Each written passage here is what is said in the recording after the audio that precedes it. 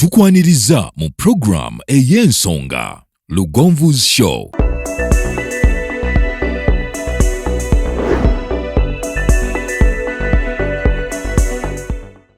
Africa yonna tuwuliriza Lugonvu Show. Benda ke Bulaya, Latin America ne Buarabu. Chikolenga Lugonvu, wuliriza Lugonvu. Tonsubya Lugonvu. Mwana wa mama, mwana wa tata. Mwana Gwe Lugonvu, muwulire alina ensonga. Lugonvu shonge chikolenga Lugonvu. Wuliriza Lugonvu yeka. Walabya Lugonvu. Mwana wa mama, mwana wa tata. Lugonvu, muwulire alina ensonga.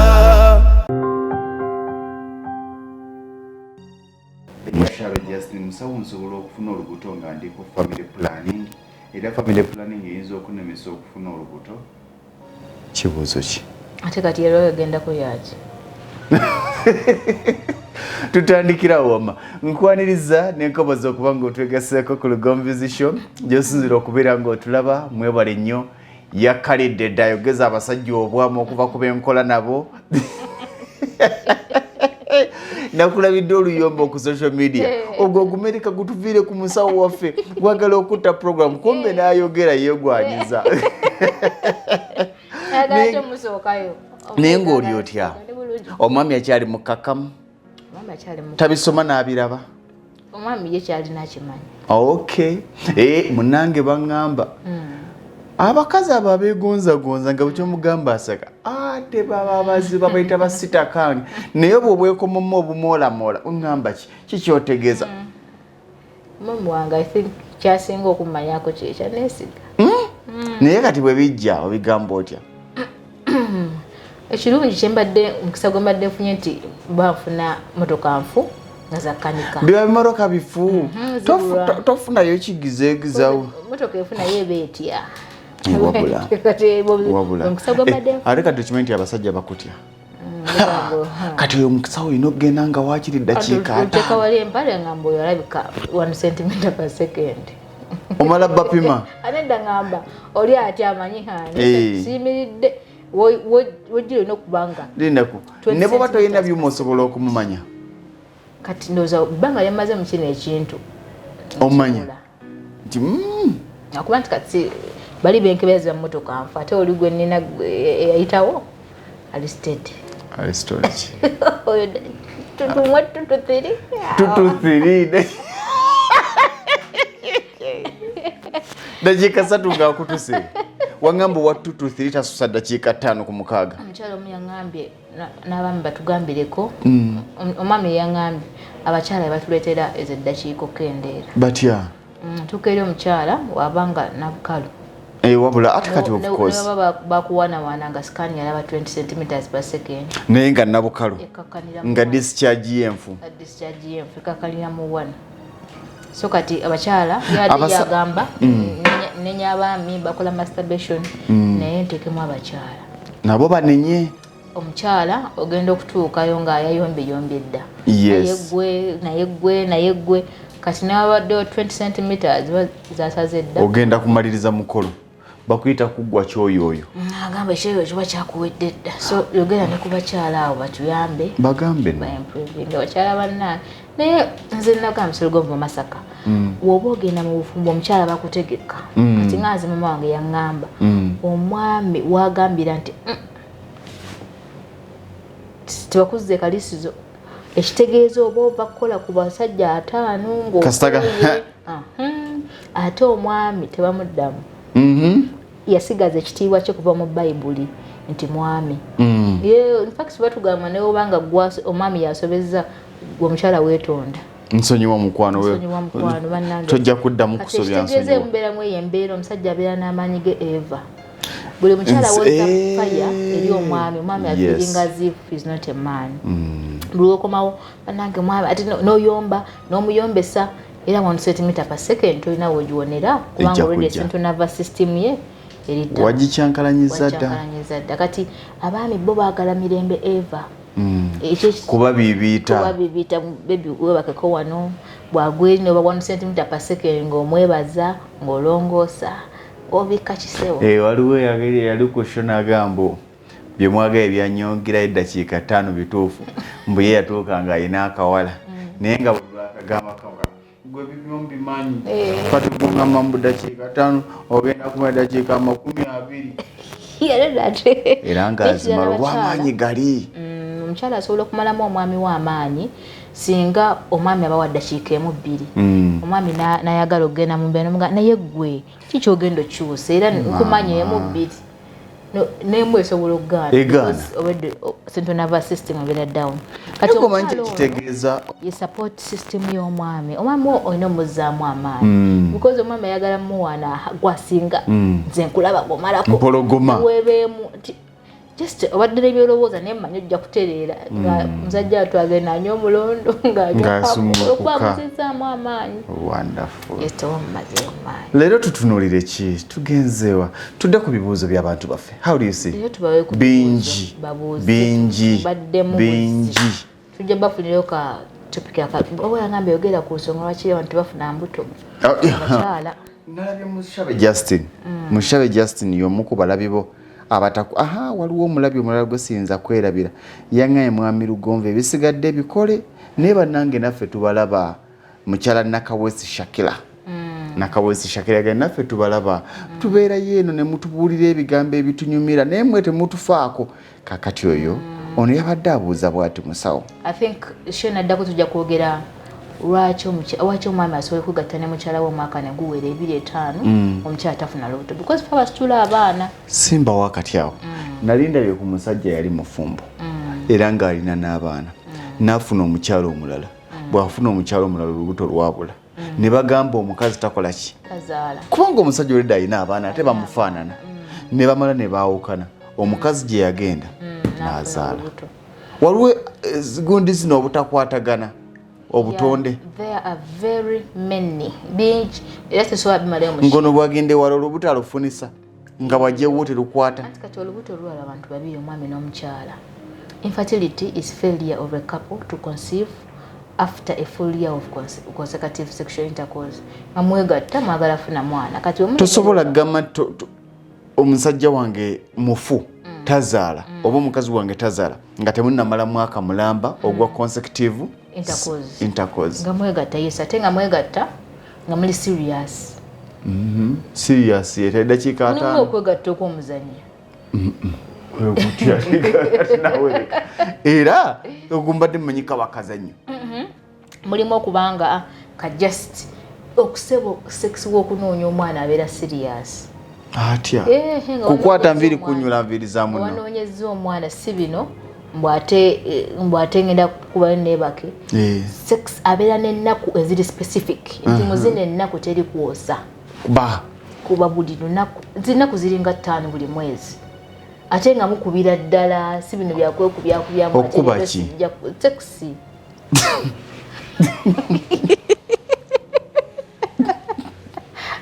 olina bujugide kuba nembuuza kyekyo kyowutula abamu batugamba lumonda kulana kibooko kati mba mmanyi mbadde ekigambo nkiwumbyewumbye era nazo obugambo mbugalidde eggala obugambo bwo naye bwewagalidde butandise okutoloka butandise okutoloka musawo sookoddemu ono tugenda biisa mu bwangu tulabe bali babiri ngenda bagata.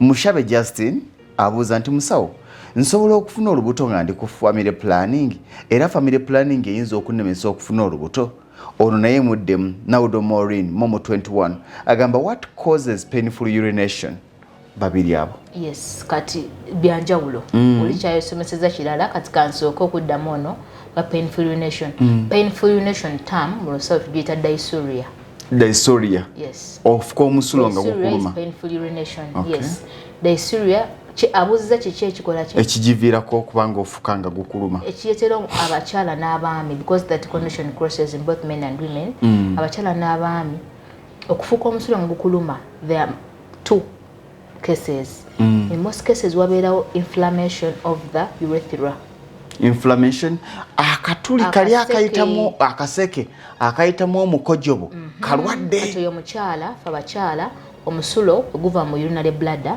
akawago gutambula n'ogenda mu oluva omusulo gukolebwa mu kidney ensigo kidney wemala osengejja esindika byesengejjeza mu ureters bwe buseke obuva ku nsigo okudda ku kawago kati buva mu ureters nga buconnectinga ku bladder kati bladder ke kawago kakonectinga ku urethra omukyala omusulo nenkola ki negufuluma kati omukyala agenda funa painful urination tetuyise dysuria singa obuwuka bunayingira nga buyita wali wafukira urethra system y'abakyala wofukira wawukana wagenda penis ekintu ekyo wakiŋŋamba nensigala nga nkyewo kati era osobola okuba nga omusulo gukuluma ng'ofuuka wofuyisiza wawukana wooteekera woteeka penis nti osobola okuba nga omusulo gukuluma ng'ofuuka naye nga wali mu nsonga zogenda mu sex oli fit eri wali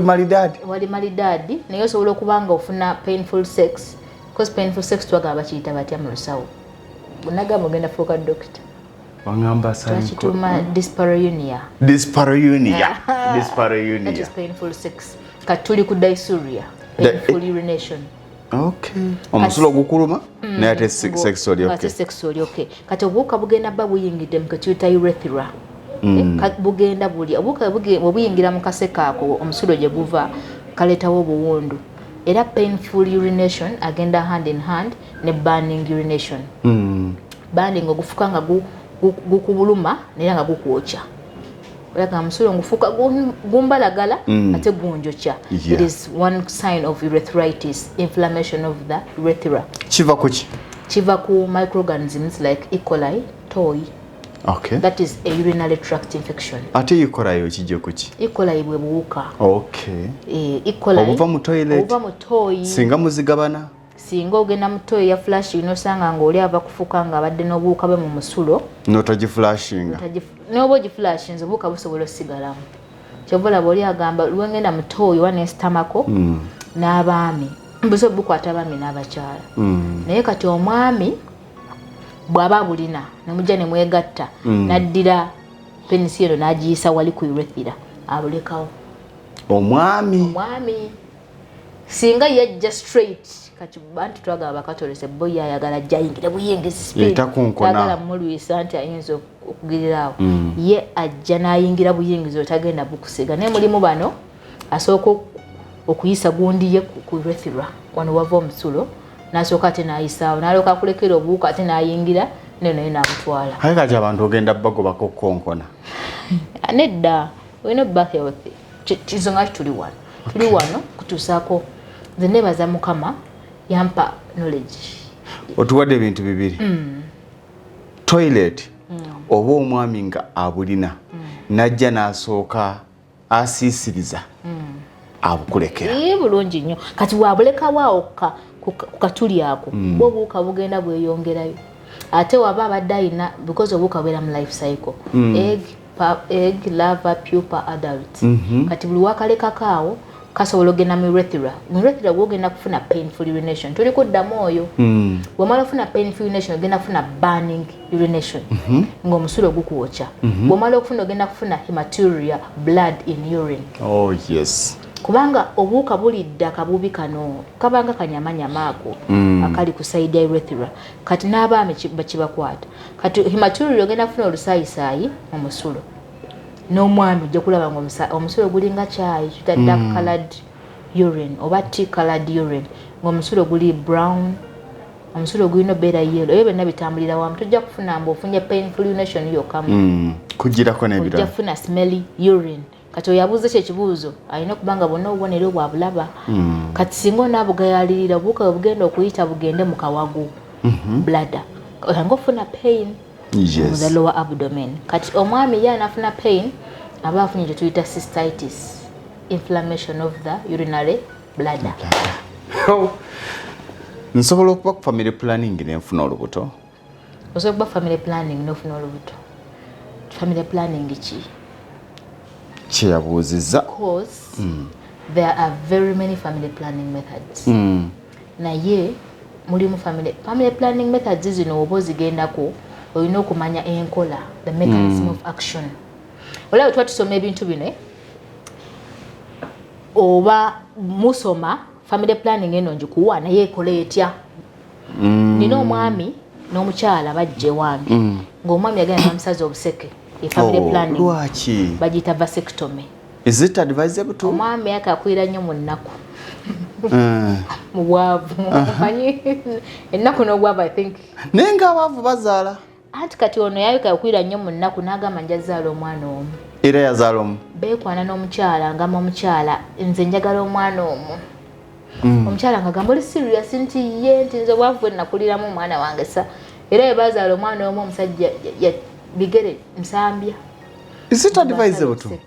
Baasala obuseke because it is a personal decision. Tiyagamba mukazi obuseke woba owandiika consent y'okusala obuseke tugiyita vasectomy bakugamba this is a permanent family planning method tojja kuddamu kuzaala okkiriza yesebo ng'osayininga okumanya bagezi nnyo ne fayiro ogisayininga nga babusala kati omukyala agenda okugira omwana ali mu toopu piwano naye nga sifuna nze nagamba njagala omwana omu nti ngenda kunoba nagamba omukyala ne bwembanze bazze ewange twagala kulaba musawo nasala obuseke nga naye wali otegeera bulungi ntegeera naye kati genza okulaba ate akasente nkafunye njagalayo omwana. That is a permanent family planning method. Era eyo tosobola kufuna lubuto tosobola mbadde ndi ku mwami abakyala tulina tube ligation obuseke bombi babusala ne babwabula mpu ne babuziba tegakyava eno kugenda eri tegasobola kuvaayo kuyingira. Kati omukyala abadde abuuza oba oli ku family planning osobola okufuna olubuto. Ekiba kikutte ku family planning kuziiza kufuna lubuto naye buli family planning erina mechanism of action. Kati nga akaweta the mechanism of tulina hormonal family planning methods ne non-hormonal. IUD intrauterine contraceptive device tukayingiza munda munabaana era omala okayingiza wano kusika ntukebera nti kayingidde munda ko bakasiba wali ku kabubi akasitula omwana gye bakayingiza naye bwe kaseseetuka ne kava wali oba akateeka ne kagenda ewalala osobola okufuna olubuto. Omwana bamuzaala nga zze nakakakutte wangi maama ngalo omwana sibe bawoza omwana bamukute n'empeta mbu twazadde kabaka kumbe yali family planning akana kajja n'akaweta muwoza tuzadde kabaka zze n'empeta kumbe family planning yazze nayo tulina tikopa ate nayo ng'agikutte. Kati omukyala abuuziza ekibuuzo but there are very many family planning methods. Mbadde ngezaako okumunyonyola which family planning methods ate kijja kitya okuba ku family n'ofuna olubuto. Okay. Wakatugende kuono bibuuzo bingi nyina gwenda simanyi oba oyo tumuzeemu naye osobola okufuna olubuto okusinziira ku family planning method ki gy'oliko. Era yo yomu yabuuziza yomu Mushabe Justin akubuuza kubanga ye Shadia tumuleke Shadia y'omumanyi ebibye abuuza nti ali ludda wa Shadia musawo oyo omusajja atagwa nozokka ng'akyayimiridde nze gwe njagala nozokka ng'akyayimiridde kati ono owa family planning abuuza nti musawo family planning esobola okuviirako okuzaala omwana nga zonto nedda. Okay. Eyo answer is very serious mbadde saagala kunnyonnyola lwaki naye ezo myths bantu bazirina bubeezi because these are hormones. Family planning zino eza hormonal bakuba hormone bayinza okukuba hormone progesterone embeera gyaffe abakyala gikolera nnyo ku hormones singa twakyogerakokko kati hormones zino zikolera mu balance kati bw'oba olina high levels of progesterone ekitegeeza ogenda ku era kyova baga family planning zikaza abakyala because bagenda kukuba progesterone obeere ng'ofulumya thick cervical mucus. Mulimu n'abakyala bamira buno obuchina Chinese pill olina akamya tamanyi kakola katya tamanyi lwaki nkamya naye kaziyiza olubuto kagenda ne kafuula amazzi gano omukyala gafulumya okubeera amakambwe eri spam kati abalala they dry the cervical mucus omukyala n'abeera mukalu spams tezaagala wantu wakalu era oluziyiwa nga zifa tosobola kufuna lubuto okitegeera because spams omwami aziyiyeemu they die off Oshitegedde. Kati omukyala lwaki agamba ndi ku family naye nkala tukuba ofuna hormones ezo nezikola against the body. Kati spams oluziwa mu environment enkalu zonna zifa. Era omukyala abeera ku family n'abeera nga nika agijjamu nga talina ewadde ka discharge. Ziri eddagala wameze lyakazizza buli kimu. So that spams zifa. Nkitegedde. Ono abuuza yenna kyanziliya. Musawo, lwaki bw'otuuka ku ntiko oba owulira nga toyagala kutunula ku munno? Is it common? Simanyi aga nti musawo. Lwaki bw'otuuka ku ntiko oba owulira toyagala kutunula ku munno? Oba toyagala kutunula omukyala. Omukyala otuuka ku ntiko obanga wambye entebe ya Museveni. Ola banabala bali muzannyo. Bagamba basobola n'okuluma ekifi n'akuluma n'akusuna mu mugongo. Era omusajja nga nti bw'obeera nga ddaloga nti obaddeko mu sex ng'otuusa omukazi ku ntiko olina okuba ng'olina enkwagulo mu mugongo. Mulimu omusajja yagamba badde ne mukyala we netamanyi bakazi bwe bamala. Oshitegeera because system y'abakyala nno woba omazisa omukyala n'amala weteeke olaba Museveni oba olina w'otuuse because it needs understanding of your wife n'omutegeera because buli mukyala olina w'omukwata. Tebali nga baami ye omwami kasita avuga Masaka tugende Busega tugende mateeka ajja kukola ki naye mukyala si bwe kiri. Omukyala it's just a matter of understanding her system na wa buli mukyala alina w'omukwata. Naterera abasajja yamanyi mukyala si buli mukyala nti y'omu. Buli mukyala alina enkula eyiye. Buli mukyala alina amazzi agage. Buli mukyala alina vagina eyiye. Buli mukyala alina mulimu madengena kigambo kizitoyi kachireke kingambe mukama kachireke okirese mulimu abasika n'abatasika. Visiting is a busi matters. Yes. So it depends on her system. Kato ye agambye watu yaga ne abuza kibuuzo wabadde. Yabuza uno. Wachi. Aya nakyanziriya. Musawo lwaki bw'otuuka ku ntiko oba owulira toyagala kutunula ku munno? Kati nno bw'otuuka ku ntiko the body to orgasm tugita climax. Oba otuuse. Oba otuuse gy'obadde olaga kirenga wona bawalampa olusozi n'otuuka oba oyina kiddako kuwummula. The body is relaxed to the response of this sex gy'obeera okoze ki. Ono bamuyita Tuyalinda Onias. I have a friend and she has infection with all signs plus rashes from inside vagina. Now it took a period of 10 years. So doctor, it can be cured. Please hope. An infection? Which infection? Agambye, I have a friend, she has infection with all signs plus rashes from inside. Mwami muchala. Aina infection wena wajudde amabwa. Aina kye tuyita vaginitis. Yetya. Inflammation of the vagina. Bannanga ate olwalankisha ne vagina. Koma kufala episode gomba agudde ku vaginitis nzaddukirawo. Yetya. Vagina beyina ebiwundu. But this is not an infection. Lwakuba abantu infection bakiganda wazannyo ne bakyonoona. Yes, because aina rashes. Kati woyingirirayo gwe omwami ne rash. Sirimu. Omwami yadda onedda oba kifunye ki? Mbadde manyi sirimu. Anedda sirimu ate akulumirawo oluvaayo ogenda okufuuka omusiro nga gugaana ogenda okuvaayo naawe ng'okubye ebitututu. Because omwami ayinza okugamba nifuna obutututu ku penis swellings oba wazijja mu mukyala. Oyo alina rash skin eno ebeera eyubuka eno. Kati membranes za vagina zino zibeera very soft. Kati wabeera n'ebiwundu tosobola kunyumirwayo.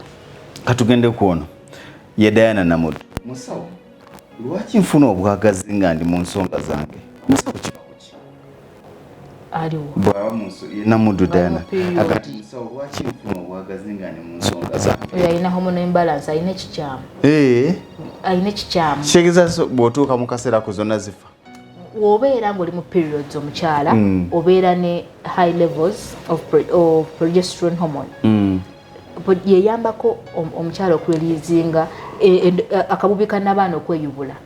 period omukyala n'abaana bayeyubula the endometrial lining ebeera shading in assistance of progesterone omukyala alina ofuna obwagazi mu kolagana kwa luteinizing hormone yaleetawo obwo obwagazi obwo estrogen levels okubeera waggulu naye ate waliwo oba oli mu period tusuubira nti estrogen hormone ebeera wansi kati oyo waaba afuna ate obwagazi ng'ate wansi waliyo ne katonda yakikola teke mukyala abeera nabwagazi ng'ali mu period bwani munno gwogenda oteeka yeeyo nga oli ebivaayo bibeera bikyafu ono ina Katerega Maria Goretti agamba musawo mukwano gwange yazaala baby girl ku myezi 6 n'akisula nti talina kubo n'akisa mu bracket vagina n'amutwala mu ddwaliro ne bamulongoosa okiwulira bulungi ye Maria Goretti musawo mukwano gwange yazaala baby girl ku myezi 6 n'akisula nga talina kubo n'amutwala mu ddwaliro ne bamulongoosa bulwadde ki obwo era bw'anaakula ataasange buzibu ng'omukyala katutandikira katuleko mbulamu kati nnyo otunnyonnyole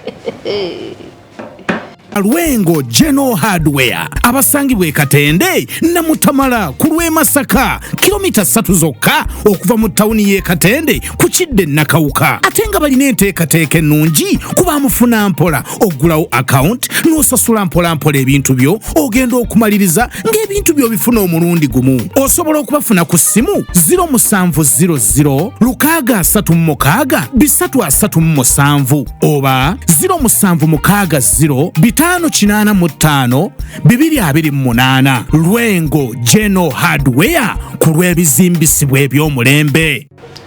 Okay, tukyali nawe okyali naffe nyongera okwebaza banafa ba Lwengo General Hardware abasangibwa Katende Namutamala ku Masaka Road ewotera mu tawuni y'e Katende ku Kidde Nakawuka bali kilomita 3 zokka balina buli ebizimbisibwa eby'omulembe bagamba nti gendayo ojja kuba ng'ofuna obuweereza bwabwe bw'omulembe ate nga balina keya wogula mu bungi entambula weeri babikutambulizaako okubikutuusiza ku site wogenda okuba nga ozimba nkyali ne Dr. Aida Nasolo okuva mu Wandege Imaging Center nga tusomesa ku ndwadde ezitali zimu abantu ebibuuzo bye babuuza Nakaterega yabadde akyabuuza nti mukwano gwe yazaala ku myezi 6 nabazuula nti omwana talina katuli ne bamulongoosa abuuza taafune buzibu era bulwadde ki obwo werabidde bagamba omusawo eyakubuka mu kukebera scan bw'otuusa ye kugondi abayinki bazze inchi 3 centimeters per second yes waliwo yaze n'agamba nze nalabye ne ngamba kasooke ngende bankebere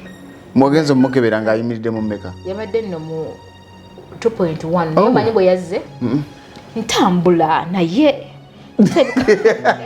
agala kubakaza nti alina kizibu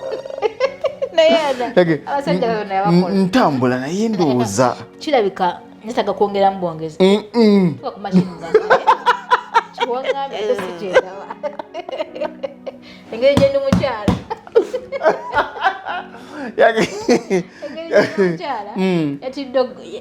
yazza ati era bw'okyogedde ntambula naye omusawo omukyala wange tatoma naye just to tamanyi ono gwaliko bapita kafulwa okukebera ojja muzitamu omuntu byonna kyekimu ate ogamba aliyeka abasajja bonna bwe bato ndokera ngamba 2.1 zeddakiika zennya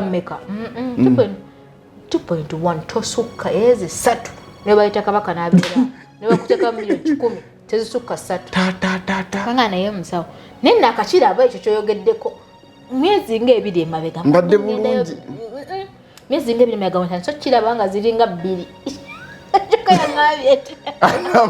yakwewanidde wamaze mugamba naga nti amaze mugamba naye kyewaŋŋambye ati sikyenda waŋŋambye otambula nti myezi nda 2 mashini omanyi yo olugira nga stopingirawo kwekasita otekako etambula nekulagirawo 2.1 genda wakebeye ku centimeters omanye bwoli nemugamba ne 2.1 mukama wange tosukka ezi that the maximum peak velocity peak lwe lusozi lwoyinza okuwalamba dakiika 2 ne sekendi egi kati ekitegeeza bw'oba olwanye nga ne bakabaka ne bajjajjaabo bayise tosukka 2 kitundu mala omugamba nangamba naye ekyo kyoyogedde kizze emyezi ng'ebiri kubanga we twabadde wano Easter awo April n'ogwokutaano awo ogw'omukaaga nalabye ekyo nti kirudde kino kiri mu mwaka ate musawo nakola kaleka masturbation kwayogerako naye nagenza olaba bado kulaba statement agenda akyusa to conclude there is reduced blood flow in the anal superficial vein with a peak velocity of 2.1 ekitegeeza system ene eri down nagamba naye ate nekirala kyandeese size ntono you cannot be with the size with this velocity nti ka size kano kalina okugenda nga kasala because omusayi tegukyasupplyinga bino bya penis so oli mulwadde oli abuuza omwana bulwadde ki obwo okuzaalibwa nga toyina there are two cases waliwo vaginal atresia vaginal atresia is narrowing of the vagina nga vagina yafunda beba abokutuga kati ayinza okuba gyagamba waliwo vaginal agenesis agenesis is absence of the vagina kati ye gyaliko balongoosa mulongoosi bwe ate goba agenesis is absent kiringa uterine agenesis anti bakasalawo tebasobola kasalawo bamulongooseza vaginal atresia it is a congenital thing bakuzaala nakyo ne you can operate neterera singa bamugirabye naye vaginal agenesis vagina tugenda jijjawa oli bamuzaala nga talina yo space yeyingira mu penis yoyo wa vaginal agenesis kati oyo omwana ayinza okuba baddaagwa twagamba bali basatu tulina vaginal atresia narrowing of the vagina vaginal agenesis tulina ne imperforate hymen nga ye lwazi nga ina akabubi akakabaringa vagina ne kabeera ng'eddiba kati omwana waba bamulongoosezza ayinza okuba badde ne narrowing of the vagina nga vagina nfunda naye bagyetegereza oba batya naawe ono ejjamiru kiwalabye agamba Mr. Lugonvu nze can be on the game for 25 or 30 minutes naye nkubakamu is it a problem asumula namba emu n'agitambuza naye walalanga kati nkyakuyina akubeegi naye bannange mukyala waawo gw'osanga ng'omuwujja eddakiika 3 katandika butandisi Mr. Lugonvu abuuza waliwo ekizibu no talina kizibu twagamba alina ekizibu yono failure to keep or maintain an erection kati musajja twagikuumye naye atulimba dakiika 10 2 3 awo okitegeera tosobola gundi system ene ebeweddemu naye waliwo neyaŋŋamba manye abadde batulimba ajja n'akulimba naye ate nze nafuna omukisa tolina wonnimba nyina ekyuma ekinjogerera era nimba nenkulimbulula oli ng'ankebera ngamba inze gwolaba nze musumulula dakiika 3 naye nenziramu n'okuddamu naye ogwokuna nga kati ekyo kikulese kyeki nti njagala gwakuna ogenda okulanga naguma agungusa nga bigaana oyo talina buzibu because he can hold an erection naye engeri gyabeera nti atutte ekiseera kiwanvu abeera akooye kabode also get started gommotoka ogivuze paka mutukula era oyagala oyitayo dakiika 2 ogizze eyinza otuuka munula nefiira awo ya musawo Nabukenya no Nabukenya Safi agamba naye musawo ogambye obumu oba olumu balina okusajjasajja kati nze ayina ebirevu kitegeeza nange ndi sikitegedde nedda agambye ani musajja oba mukazi yabuuza Yesafi Nabukenya twamwogerako last time nti omukyala amera ebirevu abana increased levels of testosterone hormone kati ye abadde agamba abasajja yabadde abuuza nti ye olwokuba oba alina ebirevu musajja naye nga kibaki anti aba alina ekikyamu omukyala oyo era atawanyizibwa okuzaala omuntu alina tujjako next topic yaffe ejja kuba ku infertility yes ono emugo ya Michael musawo njagalako eri wakati w'omusa musawo njawulo ki eri wakati w'omusajja omutayirire n'atali mu kuwoomerwa akazannyo sikitegedde njawulo ki eri wakati w'omusajja akomoleddwa circumcised n'atali circumcised during sex enjawulo olina musajja mutayira abeera smart kyekisookera ddala because mu sex tewali nnyo kyanjawulo kirinawo okugjako nti no naye aba alina eddiba by the way omusajja yamwangambye omukyala we yamugaana osaka musayizinga ani yagana omusajja omukyala n'amugamba wonna asaka musayizinga ojja kwenda nnyo kubanga nti bagamba osaka musayizinga obwadde tebukukwata naye obwadde bukukwata naye obeera ku safe side gw'omwami tofunaafuna nnyo birwadde bigendamu olwo oluliba tugende no omwami omusale the sexual enjoyment is different yanjawulo otundene mu kamera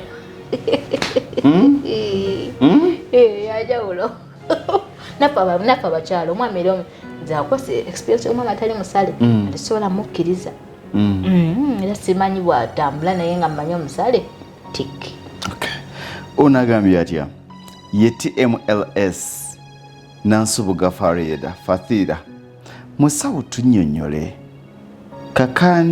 kakandida wamamu basajja gwe bayita Enseke musawo waliyo omukyala gwe bazaala n'akasagazi koza akasagazi kyeki omusajja omukyala ng'ayoya nnyo buli kaseera ng'ayagala omukyala ayagala ennyo buli kaseera muzamu kisinza mawanga aliwo yangamba kisinza mawanga but ku science nkiretinga mukama buli omu yamuwumba differently kyekuva okwogerako buli mukyala n'omwami mulimu n'abaami ayagala buli ddakiika nemubaamu n'omukyala ayagala buli ddakiika that means ayina increase the levels of estrogen oyo omukyala era bagamba nnyo abakyala abo balina kitiri biyita tebatuuka ku ntikko they always want sex every time kati nze ndi medical kiretinga ku dormancy oli awo tolina bwe byakola notandika okubeera ng'olowooza ebyo buli ddakiika but kyalibadde kijjamu si buli kaseera nti gwe n'emisana banno bakola oyagala kubeeramu aye prostitute ne prostitute olaba abatayagala naye lwakuba aba yagufuula mulimu ono abuuzizza bw'ati neno tebimbuzeeko musawo nti nawe nvuga speed Hadija binti Ali musawo abasajja balina spam mungi era bo buli lunaku balina okumufulumya naye papa abasajja kamwende sekategedde naye ndoza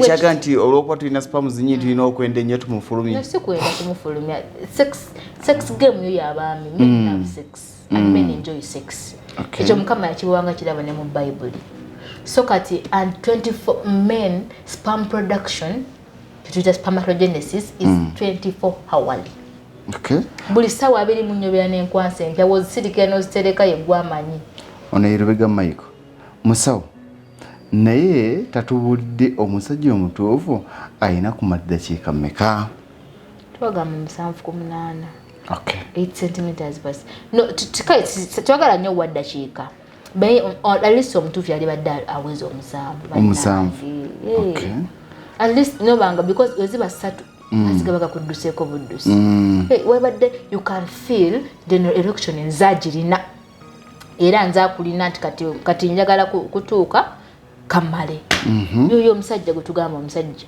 so no kantoloseeko so no bananga atembadde nkyaleeta atembadde atekaki ayewuzabuza Wanagama, thanks so much Mr. Lugomba and Dr. Nasoro Aida.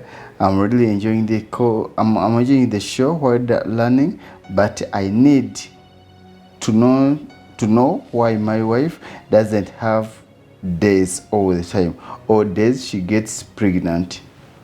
Taina ndoza tagena mu nsongoba sitekedde bakitayipinza atya ntala we ennaku zonna talina nnaku zafunira mu lubuto ndoza tagena mu nsonga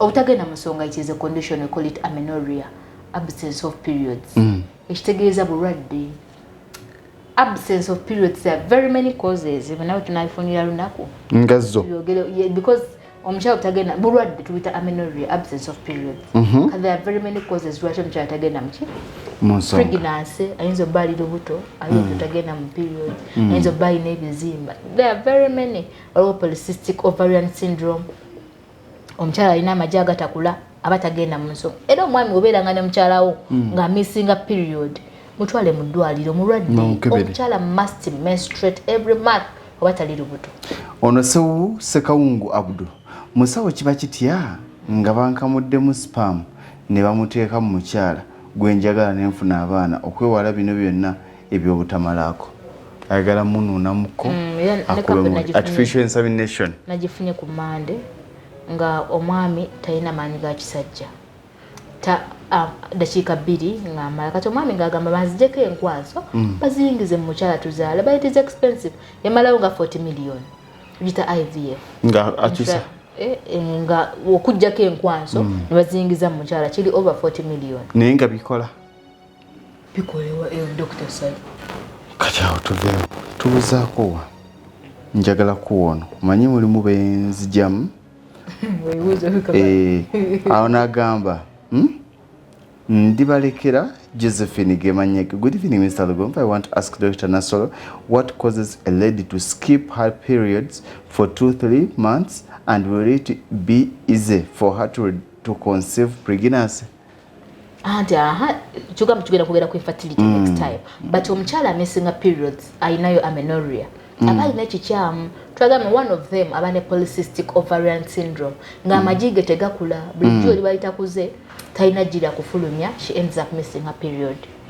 Kati omukyala aba tafuna period, we must investigate lwaki tabanga alina ekizimba ekireeyo munda, tabanga cervix yafuna cervical polyp, tabanga alina vagina si vagina uterus in most cases because ye shading ayinza obba alina kitita cystic endometrial hyperplasia nga gundi eno ezimba bweti oba cystic hypertrophy nga akabubika n'abaana kashrinkinga kukiva atali mu menopause atali lubuto lwaki oba missing a period. There must be a problem.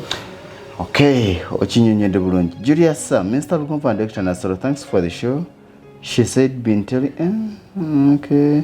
She had been telling us that when a man does not having sex for some long time, it may affect him, and even when he do masturbation is always very dangerous. So now I'm asking doctor, which one is more dangerous than others?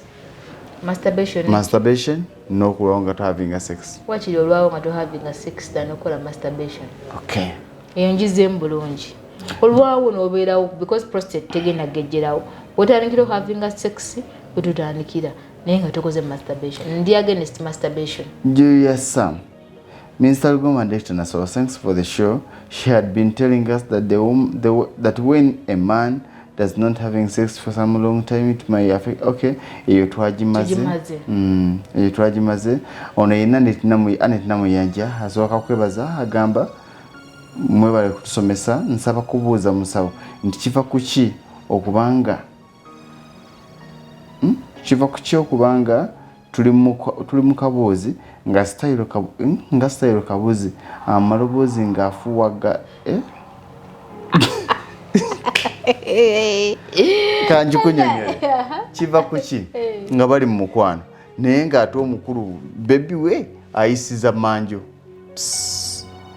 omukyala omukyala ate during that intercourse ate abafulumya gas nze simanyi yagamba nti abasajja nabo balabye okubanga having sex ate ng'omuntu afulumya gas afulumya bufulumya talina kyaleeta agamba nti agamba nti good morning Mr. Lugomva, I want to ask Dr. Nasolo, I have men now 2 years naye just 5 times ng'alina same time akozesa fingers tekirina buzibu. Okay, abadde agamba nti good morning Mr. Yaya, good morning. Agamba Mr. Lugomva, I want to ask Dr. Nasolo, I have men now 2 years naye just 5 times ng'amala ndoza dakiika 5 and sometimes akozesa fingers tekirina buzibu.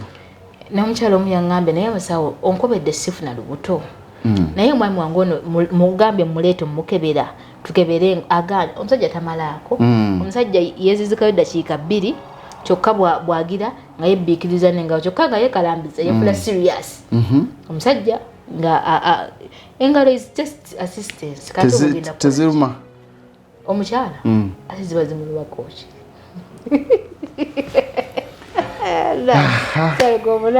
zimulumako omusajja kyolina okukozesa nga kakutoloseeko. What are you going to use? Akubuuziza. Doctor, thanks for the show. Mr. Lugumba and Dr. Nasol. We really appreciate as we learning a lot. My question, omusajja oba omukazi atalina sex over feelings kiva ku ki bakijanjaba nga ye ali awo tayagala? Tukiyita sexual neurosynesthesia. Nti mubaami, actually it is very common mubaami. Omwami talina nnyo bwagazi, brain, the central nervous system, the neural system eba eri down. Nga talina ne walaba omukyala tafuna bwagazi. Ne bwalaba omukazi nga tafuna bwagazi. Nno omwami era namusindika MRI ye kuba mutwe. Omwami tugenda osanga alina akazimba akabikala pituitary gland. Kakwatagalirawo nangati. Pituitary gland ye ke katundu mu bwongo akavaako obusimu. Pituitary gland kati agenda okubanga yafuna akazimba pituitary gland eyo kazinga takyayina ng'omukyala yeeyambula bwati neyeebaka n'okwebaka asumagira omukyala ambuza naye gwe kiki nti ndeka nga ne gundi yenna ali down kyokka omukyala bambi ali mu mood naye musajja bambi ngagamba nalwala saali bwe nti naye tugenda okuba nga alina ekyo kizimba ate basobola kirongoosa n'agamba musawo omukyala n'alya ssente zo ng'olaba azira nti nakyo ogenda kukola awo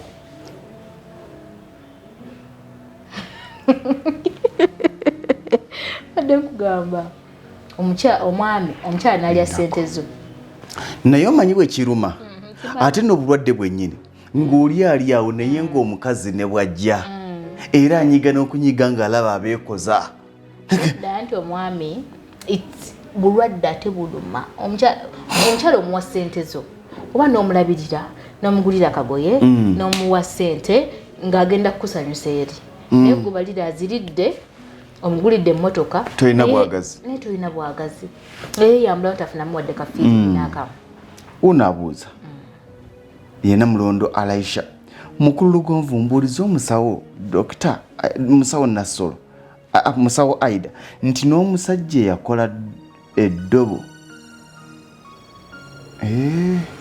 yakola ki Luganda lukamba olwo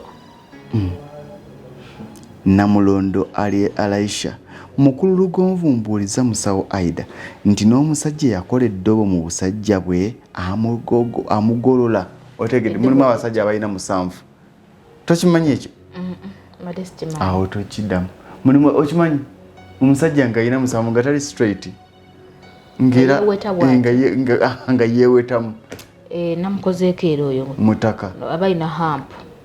Ate this hump affects the muscles and the blood vessels of the penis. Eyinza okuba owe yali ali nnyo omuti penis n'agikalabula enkovu nayingira paka munda n'ekyama n'emisuwa negikyamirako oba eyingire avuunyula bukiika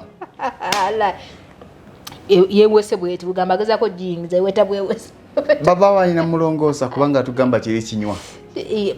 The penis has muscles and the blood vessels. Kati yali awalampa omuti oba ettabi ero nerigenda neriyuza penis nigiyingira munda neyeeweta bwetu era aba agenda ogiyingiza ekoma mu makkati eyingirako ekitundu tekutuuka eyingirako ekitundu enojjola bunojjozi wakazi tulabye katoyo unaabuuzizza bw'ati yenna Kazibwe Regina musawo okebera omuntu yenna okuva ku mutwe oba okebera bitundu byakyama byokka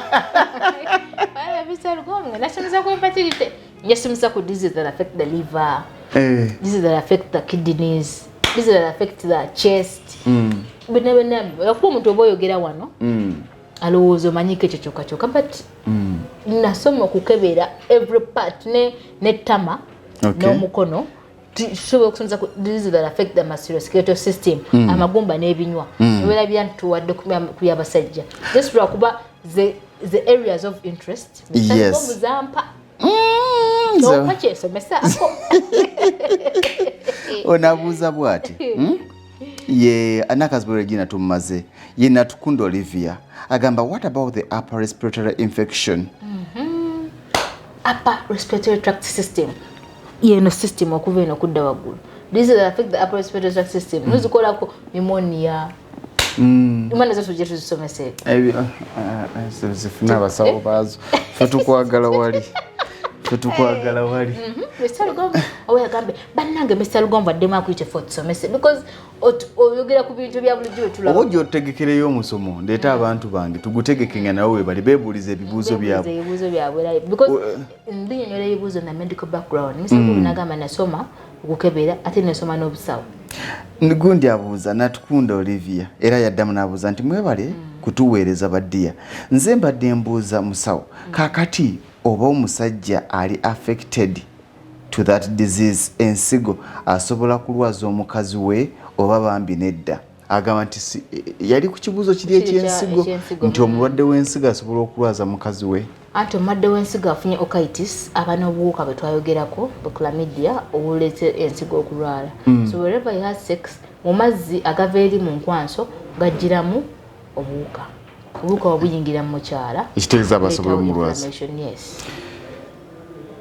okay nakiyemba Brenda musawo I have a friend she has taken 5 years without her menstruation period can she regain it and what causes that I think tugenda kyogerako mu next show because olaba abantu bakyagala okimanya kugera ku infertility and the causes of amenorrhea okay bagita amenorrhea kijja kujewaddako onabuuza Sempagala Christine abuuza musawo nsaba kubuuza nina omwana mulenzi myaka 11 naye tasobola kusiba musulo gumuyita mu buyisi nsaba ku magezi bambi kyokka siriyo ndi ku kyeyo omwana we omusulo gumuyita mu buyisi keyateeka wa muwe namba yange amuleeta emisinde tumukebere omwana ayinza okuba yafuna bladder trauma bladder has low capacity of holding urine ayinza okuba yafuna damage to the bladder muscles ng'akawago tekakyasobola kuwanirira musulo because omwana omuto kizibu olwala prostate I think the chogerangako naye prostate enyigiriza bladder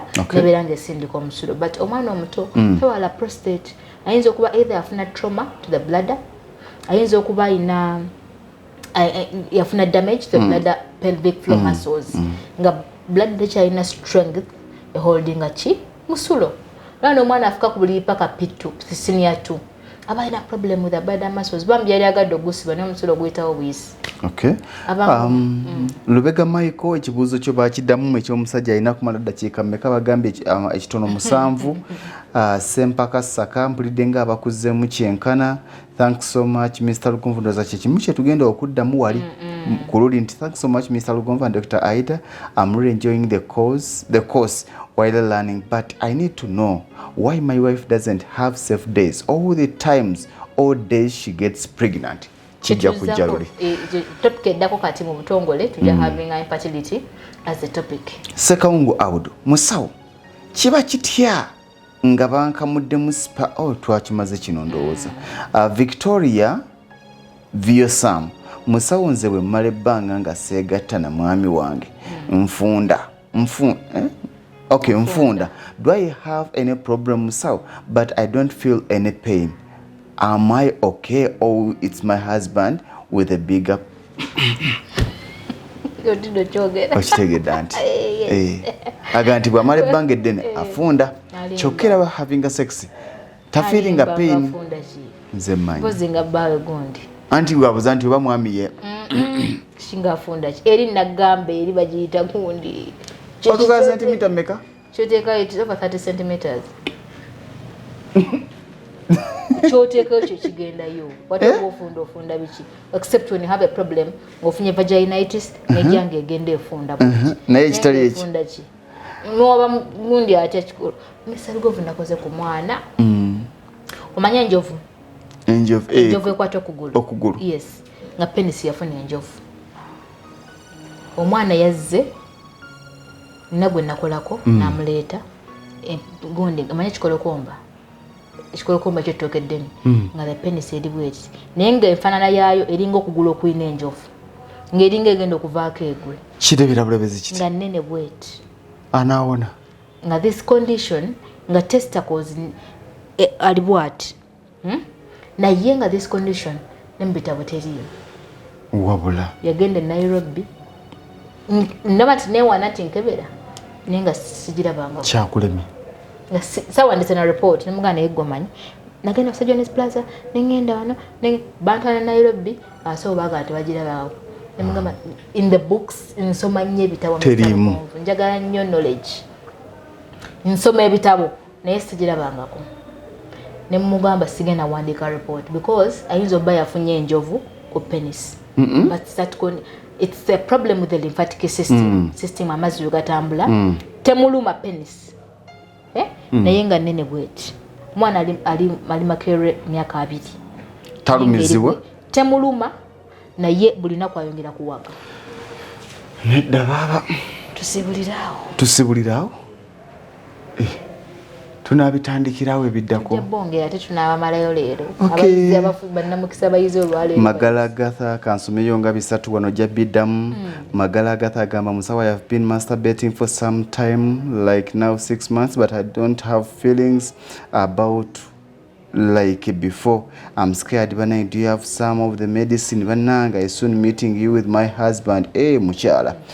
Masturbation over reduced interest in sex, reduced penis size, reduced to agamba abeera reduced blood flow, abeera dashika bbiri, ejaculation. Yes. Era yo mtabane that syndrome afuna semen in urine.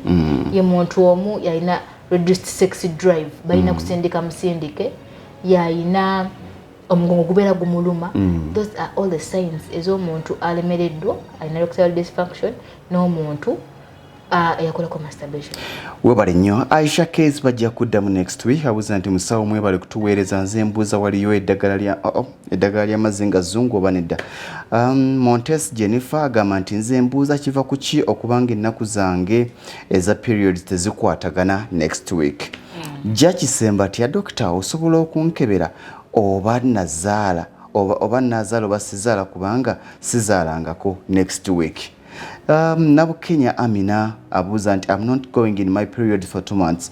When I went to hospital they told me it's ectopic pregnancy. What does it mean? Dozera next week. Twajogera ectopic pregnancy, a pregnancy that implants anywhere but not in the uterus. Twajogerako olubuto olugenda wabbali wa nabaana nga tebuli mu nabaana. Notoka olusi tusobola genda mu nseke. Ogenda mu nseke, ogenda mu ovaries, ogenda mu lubuto abdomen. Ekyobulabe. Yes. Okay, thanks for the show, Mr. Lugonvu and Dr. Nasolo. Yes, everything Dr. Nasolo explained is what I'm seeing. But when I started to bleed, I saw a piece of blood, very hard. Now I'm waiting for holidays to finish and then I go back for checkup. I'm praying hard. I don't have money to go for operation in these foreign countries. Yomu yoliwo ectopic gundi pregnancy. Kyogamba so gitereka pakere banga tennamutta. It is fetal etta. Bwesuka myezi 3 eyabika ruptured ectopic pregnancy ng'ofa. Wow. Nedda. Eyetta naawe tosobola gye. Onagamba beyita ba generation headquarters. Doctor, I have been going through treatment for PSA in the 3rd day of my treatment. PSA prostatic specific antigen. I started having upper back pain. And prostatic specific antigen bagikebera mu musaayi nga banoonya oba prostate eno ina response ino obulwadde bwerwanisa. Okay. Yes. Kati ayinza okuba ina elevated levels of prostatic specific antigen ekiraga nti no prostate ino obulwadde bwerwana nabwo. Kati ffe scan tukukebera ntulaba exactly which disease of the prostate that you have. Prostatitis, benign prostate hyperplasia, prostate cancer, prostatic cysts, tulondako obulwadde bumu ku bwolina naye specific antigen basirikale ba mubiri abalwanisa obulwadde. Kati webeera waggulu kitegeeza abasirikale bangi abalwanisa obulwadde buno. Kati sooka ogendera kukebere olina buzibu ki otoba ne cancer. Tunabiraba bino ngenda biyita mu buyisi doctor tagenda biddamu ajja biwulira ajja bituddamu next time. Doctor kiva ku ky'omuntu okuwunya ennyo olusunga ne bw'omala okunaaba akaseera katono nnyo olufuna ku bbugumu nga lukomawo si kisu but ennomolusu mpozi n'ekirala ebbugumu ndiwulira mangu ate n'empewo njiwulira mangu okusinga abantu abalala kiva ku ki. Agamba nti ono ye Ndibalekera Josephine. Good evening, Mr. Lugonvu. I want to ask Dr. Nasolo what causes a lady to skip her periods for 2 to 3 months, and will it be easy for her to conceive pregnancy next time, those? Yes. Julia Sam, Mr. Lugonvu and Dr. Nasolo, thanks for the show. She has been telling us that when a man does not have sex for some long time, it may affect him, and even when he do masturbation, is always very dangerous. So I'm asking doctor, which one is very dangerous than others?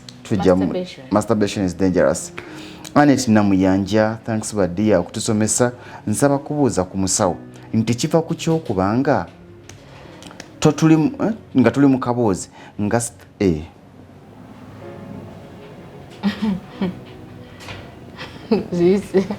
Sibula. Kastarade mu style of God smile. Sibula. Okubeera kwogera okwagala okuyiga. Twagamba okumanya bugaga. Naye gwe ekibuuzo kye mbadde nsoma okitegedde. Abantu bali bagala. Njiku omanyi okusoma Oluganda? Osobola okugezaako? Njagala nnyo reality. Njagala nnyo okudiringa n'ebintu ebiri real. Mr. Lugoma, Dr. Nasolo. Nsaba kubuuza ku musawo kiva ku kyokubanga tuli mu kaboozi nga style kabu goat novaamu amaloboozi like egasi kati kibuuza ki nabo bulwadde ajja kujja kuwandegeya imaging center esangibwa wandegeya esangibwa wandegeya ku stage wabeerezidde kamwe kyaga otuuke wandegeya aliwo abusa weyisa abusa banka kirira wa parkings ezidde kamocha yimirire ekipande kiba kikutunuulidde wandegeya imaging center. Welcome to the best imaging specialist. Agenda kukukebera naawe okakase. Enamba yange ayagala okubuuza WhatsApp bakyayomba nina ko WhatsApp messages emitwalo 2. Ojja kumanya amaanyi ga Lugonvu show ge galiwa. Abale Dubai tubakyalirekedde. Dubai tugendeyo ddi? December. People in Dubai mukole enteekateeka bantu nga 3 ndowooza. Bakkiriza ogenda n'ebyuma byaffe? Ngunyonyi simanyi. Naye bayinza bikusasuza. Naye abali e Dubai mukole enteekateeka. Abali Saudi Arabia mukole enteekateeka. Nze muntegeeze butegeeza ntwetegeeze tuliwo abantu nga 6. Dr. Eden Nasolo ajja kulinnya nja kumubaleetera mumubuuze ebibuuzo bye mu maaso ku maaso. December? Okay. After Christmas awa 27 28 tulumbe. Sibula Uganda. Paka ngalu. Ate ogenda kujanja wana kulambula. Ate mama nyabo naganda kulesha nyanja olwokuba nti nno najanja. Kuzanja wanasaako. Okay. Kale. 0781 95 okay 97 38 0 musanvu munana emu 078 emu 95 38 ya MTN WhatsApp ya MTN sijibera konyo eri ya Airtel ya WhatsApp eri 0705 25 14 59 0705 25 14 54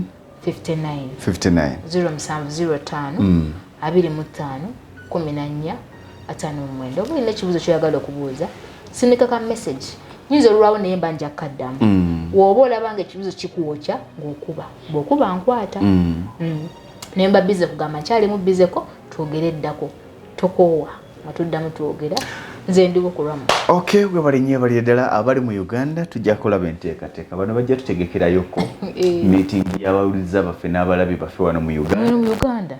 Kuba in fact abali ready and willing mujja kutuweereza message tujja kulaba bwe tunakikola ndowooza tufuneyo ne tunafunayo abantu nga abiri nga gwine ebibuuzo by'oyagala maaso ku maaso ne Dr. Eden Nasolo. The time is coming nga programs zino tuzikola ebibuuzo tubijja mu bo awanika omukono netubayamba abaira abantu bafunyemu because teri kyavugaga nga kumanya nze ntambula ndi proud kubanga spreading okumanya Katonda yampa amagezi omanyi okusoma kwanjawulo n'okuba n'amagezi kati okutuusa ku bantu oyinza okubanga n'ebintu ebisoma naye tusaba bituusa ku bantu naye okuba ng'omanyisa omuntu kiki ekiri mu kigenda maaso mu bulamu bwe ekimutawanya mu bulamu bwe ali n'osobola okumuyamba. I think kyamukisa it is a blessing. Era kyebaliza Katonda nti abali ku Lugonvuzi Show basobodde okumanya bangi bategedde basanyuse era tujja kutandikirawo tujja kulaba enteekateeka bw'enaabeera tujja kutandikira mu ggwanga lino Uganda probably this month of August bwe kinaba nga kisobose